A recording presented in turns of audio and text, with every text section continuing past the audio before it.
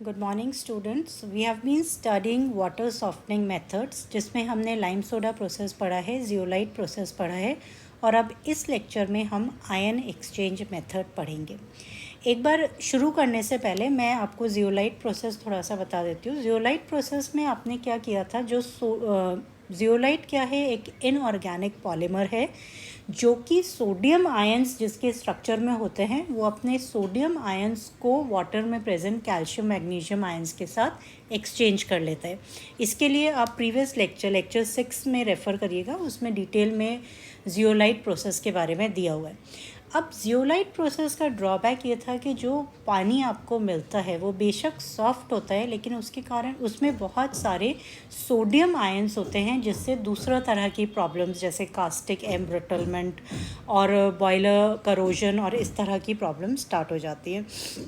तो naturally what do scientists want, what do engineers want, they want कि कोई ऐसा प्रोसेस डिवाइस किया जाए जिससे पानी में सिर्फ H पॉजिटिव और OH नेगेटिव आयंस हो।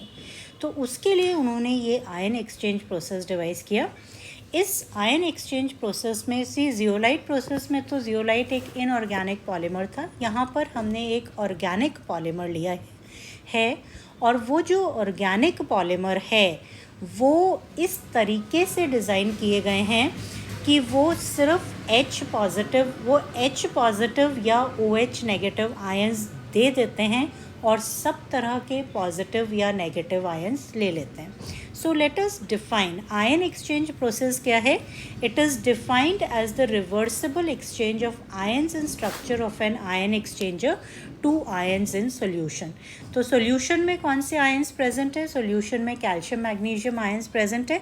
तो कैल्शियम मैग्नीशियम आयंस उस आयन एक्सचेंजर के स्ट्रक्चर में आ जाते हैं और जो आयन एक्सचेंज रेजन है उसमें प्रेजेंट H पॉजिटिव या OH नेगेटिव आयंस पानी में चले जाते हैं।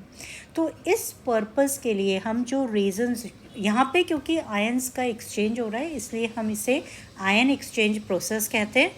जिस रेजन को इस्तेमाल किया जाता है उसको आयन एक्सचेंज रेजन कहा जाता है। और ये जो आयन एक्सचेंज रेजन्स हैं ये क्या हैं? They are porous insoluble cross linked long chain organic polymers. ये ऑर्गेनिक पॉलीमर्स हैं। अब हम दो तरह के रेजन्स यूज़ करते हैं, एक होता है कैटायन एक्सचेंज रेजन और दूसरा होता है एनायन एक्सचेंज रेजन। तो जो कैटायन एक्सचेंज रेजन है वो क्या करेगा, पानी में जितने भी कैटायंस प्रेजेंट है उन सबको ले लेगा और खुद के अंदर जो H पॉजिटिव आयंस है वो दे देगा। एनायन एक्सचेंज रेजन पानी में जितने भी नेगेटिव आयंस प्रेजेंट है उन्हें ले लेगा और जितने पानी में जो खुद के स्ट्रक्चर में जो OH नेगेटिव आयंस है उन्हें वो दे देगा। तो लेट अस सी, एक एक करके हम देखते हैं कि ये रेजन्स होते क्या है। सो ये जो रेजन्स हैं basically they are styrene divinyl benzene copolymers. अभी हम कैटायन एक्सचेंज रेजन पढ़ रहे हैं, तो लेट अस सी कि किस तरीके से होता है। तो व्हाट इज स्टायरीन? स्टायरीन होता है CH double bond CH2, this is styrene, ठीक है। और जो डाइविनाइल बेंजीन है उसमें बेंजीन में दो विनाइल ग्रुप्स आ जाते हैं, तो CH double bond CH2 and CH double bond CH2। जब इसका कोपॉलीमराइजेशन होगा तो हमें किस तरह का पॉलीमर मिलेगा? We will get CH। अब ये जो आयन बॉन्ड्स हैं ये खुल जाते हैं, so you will get CH CH2 CH CH2, this will open up, then you will get CH CH2 CH2 CH। इस तरह से पॉलीमराइजेशन प्रोसेस होता है और आपको इस तरह का एक बड़ा सा ऑर्गेनिक पॉलीमर मिलता है। अब हमें क्या करना है, ये तो पॉलीमेरिक स्ट्रक्चर हो गया, बेस स्ट्रक्चर हो गया। अब हमें इसको एक कैटायन एक्सचेंज रेजन में कन्वर्ट करना है। तो इसको कैटायन एक्सचेंज रेजन में कन्वर्ट करने के लिए या तो इसका सल्फोनेशन किया जाता है, क्योंकि जो सल्फोनिक एसिड ग्रुप है SO3H ग्रुप है या COOH ग्रुप है, ये H पॉजिटिव आयंस दे सकते हैं और दूसरे आयंस ले सकते हैं। तो या तो इसका सल्फोनेशन होता है या इसका कार्बोक्सिलेशन होता है। और यदि सल्फोनेशन और कार्बोक्सिलेशन करने से क्या होगा कि यू विल सी कि इसमें ये आयंस आ जाएंगे. यू विल हैव, मैं इसको ब्लू में शो कर रही हूँ, you will have SO3H, SO3H और इसी तरह से यहाँ पर SO3H. तो अब ये अब ये क्या बन गया, ये बन गया एक कैटायन एक्सचेंज रेजन. और ये अपने स्ट्रक्चर में प्रेजेंट, इसके स्ट्रक्चर में ये जो H पॉजिटिव आयंस हैं ये एक्सचेंजेबल आयंस है. ये एक्सचेंजेबल H पॉजिटिव आयंस को सॉल्यूशन में दे देगा और सॉल्यूशन में जितने भी पॉजिटिव आयंस हैं वो इसके स्ट्रक्चर में आ जाएंगे. तो हम इसको शॉर्ट में लिखते हैं RH, R negative H positive. अब ये कैसे एक्सचेंज होता है ये हम आगे पढ़ेंगे. इसी तरीके से तो ये हम यहाँ पे स्टडी करते हैं. ये देखिए, तो जो कैटायन एक्सचेंज रेजन है वो सल्फोनेशन या कार्बोक्सिलेशन से रेजन प्रोड्यूस करता है. So you can see here that it will give you this SO3H group is introduced और SO3H ग्रुप के इंट्रोड्यूस होने से ये एक कैटायन एक्सचेंज रेजन बन गया.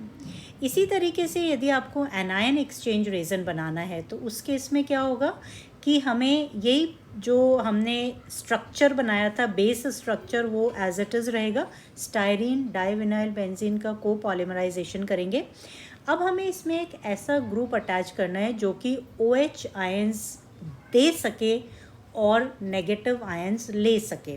तो उसके लिए हम क्या करते हैं, इसमें क्वाटर्नरी अमोनियम ग्रुप्स इंट्रोड्यूस करते हैं और फिर इसको NaOH से ट्रीट करते हैं. तो जो इंट्रोड्यूस होता है this is CH2NR3 positive OH negative.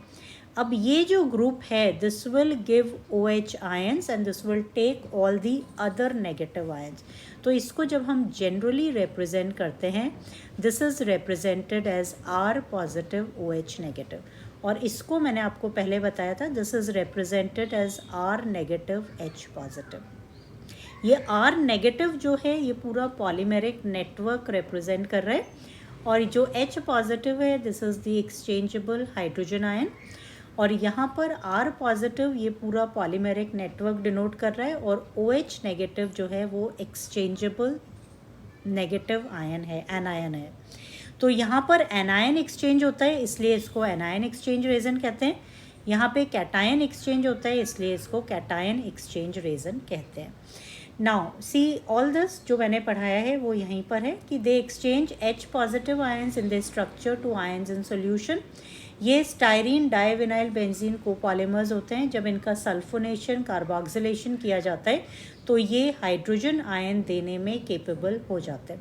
अब एक्सचेंज कैसे होगा कि मैंने आपको बताया था उसको हम RH से डिनोट करते हैं रेजन को और जब Ca पॉजिटिव आयन होगा तो ये R2Ca जो ये कैल्शियम आयन है वो तो रेजन के ऊपर आ जाएगा. So you will get R2Ca and hydrogen ion will be released in water. इसी तरह से यदि मैग्नीशियम आयंस हैं तो R2Mg तो रेजन बन जाएगा और hydrogen ions will be released in water. यानी कि जैसे आपके पास फर्स्ट चेम्बर है, इसका स्ट्रक्चर हम आगे पढ़ेंगे. तो यदि आप पहले कैटायन एक्सचेंज रेजन से पास करते हैं, लाइक फॉर इंस्टेंस पानी के अंदर कैल्शियम, सपोज पानी के अंदर कैल्शियम क्लोराइड प्रेजेंट है. 1 सेकेंड. सपोज पानी के अंदर कैल्शियम क्लोराइड प्रेजेंट है. अब जब आप इसको RH से एक्सचेंज करेंगे तो हमें क्या मिलेगा, you will get R2Ca plus twice HCl. तो आप देखेंगे कि कैटायन एक्सचेंज रेजन से जब पानी पास होता है तो हमें क्या मिलता है, हमें एसिड्स मिलते हैं. यानी कि कैटायन एक्सचेंजर से पास होने के बाद जो वाटर होता है उसका pH कम होता है, it is acidic in nature. अब ये जो पानी है वो एनायन एक्सचेंज रेजन में जाता है. एनायन एक्सचेंज रेजन में जो OH आयंस हैं वो एनायन एक्सचेंज रेजन को हम ROH से डिनोट करते हैं. अब जो भी आयंस हैं नेगेटिव आयंस, जैसे क्लोराइड है तो यहाँ आपको RCl मिल जाएगा, OH will be released in water. इसी तरह से ROH है, यदि सल्फेट आयंस हैं तो R2SO4 मिल जाएगा और OH ions will be released in water. यदि मैं इसको पुराने वाले के रेफरेंस में करूं जैसे ये वाला था तो यू गेट HCl सपोज है पानी के अंदर, जब ये ROH के ऊपर आएगा तो you will get RCl plus HOH, यानी कि पानी में अब सिर्फ HOH यानी H2O प्रेजेंट है और कोई भी पॉजिटिव आयन या नेगेटिव आयन प्रेजेंट नहीं है। कैटायन एक्सचेंज रीजन में H पॉजिटिव रिलीज़ हुआ था, एनायन एक्सचेंज वाले चेंबर से OH नेगेटिव रिलीज़ हुआ था, दोनों मिलके वाटर बनाते हैं। यानी कि जो पानी आपको मिलता है उसमें सिर्फ दो ही तरह के आयन्स हैं, कैटायन H पॉजिटिव है, एनायन OH नेगेटिव है। तो इसमें और कोई भी पॉजिटिव आयन प्रेजेंट नहीं है, कोई भी नेगेटिव आयन प्रेजेंट नहीं है, इसीलिए इसको डीमिनरलाइजेशन ऑफ वाटर भी बोला जाता है, क्योंकि there are no other minerals present, no other ions are present, that is why it is called demineralisation of water. And second thing, आप लोगों ने 12th स्टैंडर्ड में पढ़ा होगा कि जब पानी में केवल H पॉजिटिव और OH नेगेटिव आयन्स होते हैं तो वो पानी आयोनाइज नहीं होता है।